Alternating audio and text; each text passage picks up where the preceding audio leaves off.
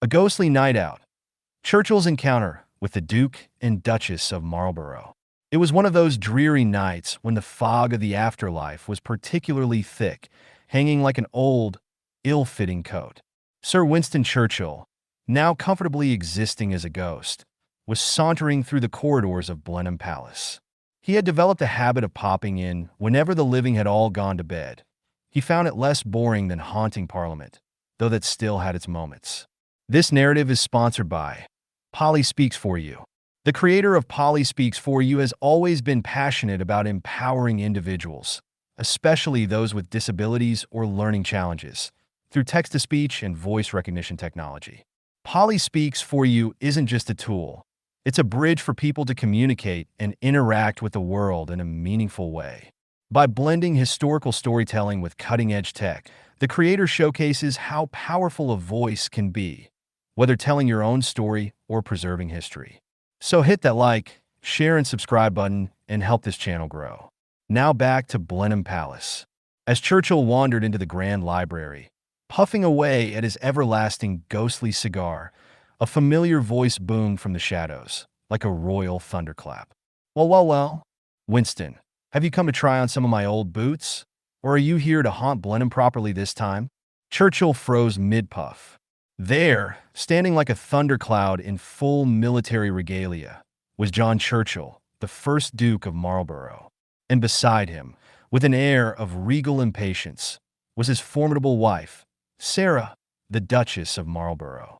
Well, John, Churchill said with a grin, if it isn't the original Churchill. Trying to scare me?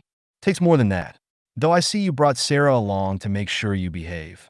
Sarah rolled her eyes in that exaggerated, world-weary way that only a ghost who's seen it all can pull off. Winston, darling, behave?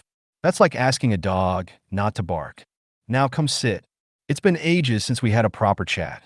A table materialized out of the spectral mist, and before Churchill could even sit down, a decanter of whiskey appeared, filling their glasses with a generous splash of amber spirit. Now that's service, Churchill quipped. Maybe death has its perks after all. Drinks with the ancestors. As the trio sat down, the Duke wasted no time. So, Winston, I hear you've been keeping the family name in the history books.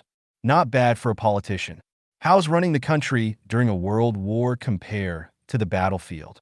Churchill took a hearty sip of his whiskey, smacking his lips with approval. Well, you see, John, it's a bit like herding cats. Cats that are constantly on fire. Parliament was full of odd characters. Imagine a room full of people like Sarah, but without the charm. Sarah raised an eyebrow. I beg your pardon? Without the charm? I'll have you know, Winston, I charmed all of England in my day.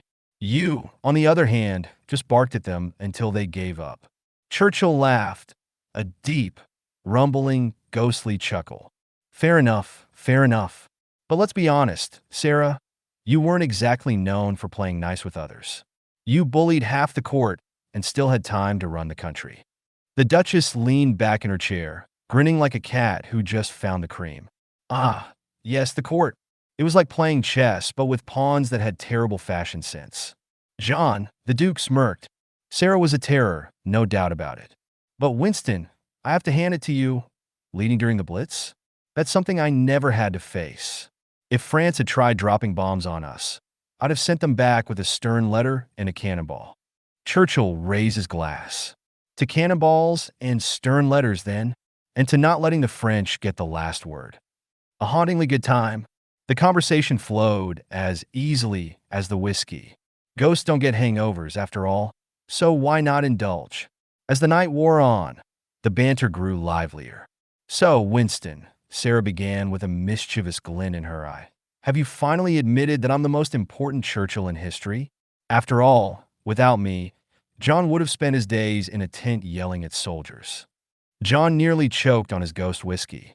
Oh, here we go. I was quite the general, Sarah. Sure, darling, Sarah replied with a sweet smile. And I was quite the Duchess. But let's be honest. You were hopeless without me. Who do you think made sure Queen and was on your side? Churchill chuckled. A true partnership, I see. Just like me and Clementine. She handled the press while I handled, well, mostly yelling at people and plotting to blow things up. Sarah raised her glass. To the women who kept you lot in check. John sighed, but couldn't help smiling. I'll drink to that. Ghostly shenanigans. The whiskey was flowing, the jokes were flying, and Churchill was in his element.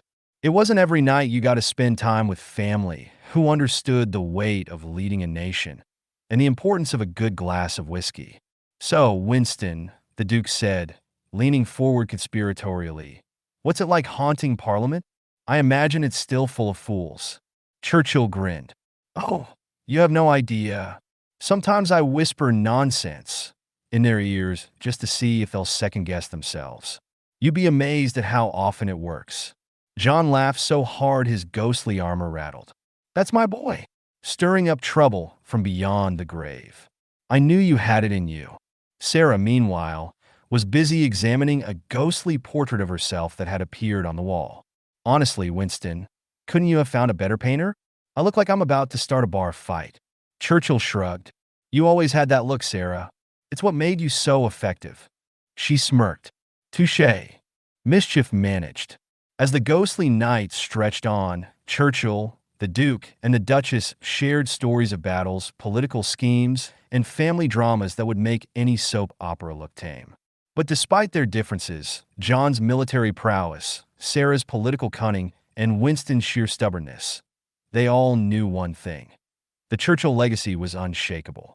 As the first light of dawn began to creep through the spectral windows of Blenheim, Churchill stood, raising his glass one last time. To the Marlboroughs, the Churchills, and the art of stirring the pot, whether in life or after. John and Sarah stood as well, glasses raised high. To stirring the pot, they chorused. With that, the three figures faded into the mist, their laughter echoing through the grand halls of Blenheim Palace. They may have been ghosts, but their mischief was far from over. After all, a Churchill never truly rests. And if you listen closely in the dead of night, you might just hear them plotting their next great adventure in the afterlife. If you've enjoyed this video, don't forget to like, share, and subscribe. To learn more about South Africa's leading accessibility software, visit www.polispeaks4u.co.za and support this meaningful dyslexic initiative. Thank you for watching.